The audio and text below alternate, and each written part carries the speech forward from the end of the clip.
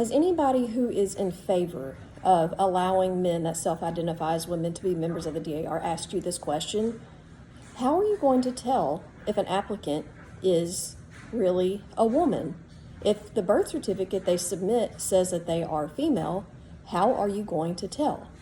And they act like there is no possible way to tell if an applicant is who she says she is, other than, well, I won't say what they say because it's highly inappropriate and utterly ridiculous. So if someone asks you that, you simply respond and say, you hold every applicant to the same standard. Every applicant should be required to submit an original birth certificate, an original document that is a true representation of who they say they are in terms of their biological sex and biological parentage. This is not complicated.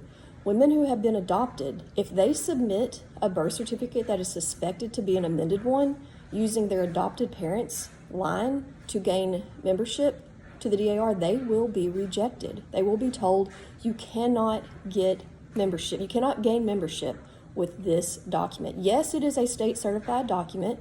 Yes, it's a legal document, but you cannot use this one to get membership into the DAR. We don't accept that.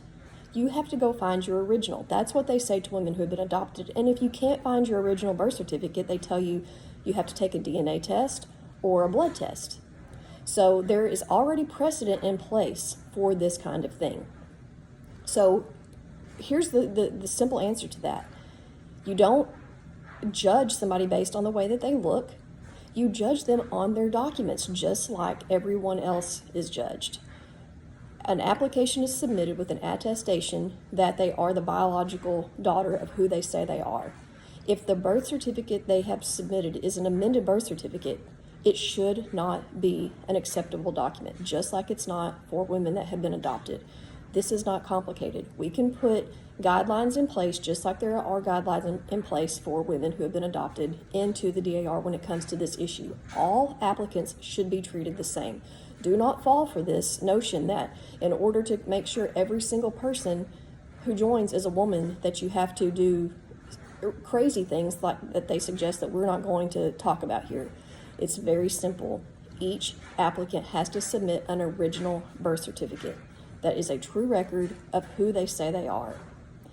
One other thing I want to point out is that apparently there have been attempts to, I guess, trick members into going along with this notion by asking members to judge people based on the way that they look, whether or not you would allow somebody to be a member of your chapter based on how they look. I can't even fathom that actually happened, but it did happen. So the scenario is that state regents have posed these questions to members saying, I'm going to put up some pictures on the screen. I'm going to show you a picture of one individual, and I'm going to ask you, would you vote to have this person be a member of your chapter based on the way that they look? And then they would put up another picture and say, now I'm going to ask you to vote whether or not you would allow this person to be a member of your chapter based on the way that they look. First of all, that is, I can't believe that happened. I cannot believe members were asked to make an assessment on whether or not someone should be a member based on how they look. So the trick was that they were going to show a picture of a man who looks very, very feminine and ask members, would you vote for this person? And then, of course, the member would say, well, yeah, because they look like a woman. And then they would show a picture of a woman that was not so feminine in their minds, not in our minds, but in their minds, that looked like maybe more masculine, and ask members to judge whether or not they should be a member of their chapter based on the way that they look. This is wrong. That is so nonsensical. And I really can't believe that it was actually done, but it did happen. So we have never, ever declared that anybody should be excluded or included based on the way that they look. That is the furthest thing from what we have said. We want to rely on the historical records and the historical documents. This is not complicated. Do not be persuaded by that argument of, well, we can't enforce it, so we might as well just let everybody in.